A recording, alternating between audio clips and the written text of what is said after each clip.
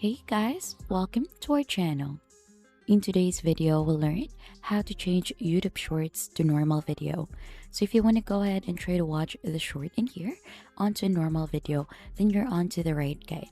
So as you can see, this is the current short that we have as of the moment right now. You could go ahead and scroll up and down to browse onto the different videos in here. And for you to be able to watch this as a normal video, if you've noticed here onto the URL, there is a shorts.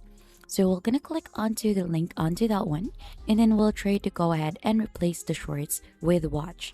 So let's type in watch in here, click onto enter, and as you can see, it will reload, and then the video that you're currently watching, we're gonna go ahead and turn onto a normal video. This has changed the YouTube short onto a normal video. So you could do the same thing onto the other videos in here. You'll just have to go ahead and click onto the link, change the shorts to watch to go ahead and watch it as a normal video. So let's try this one out. Click on to enter, and as you can see, it will redirect you to the normal video. And that's just basically it onto how to change YouTube shorts to normal video.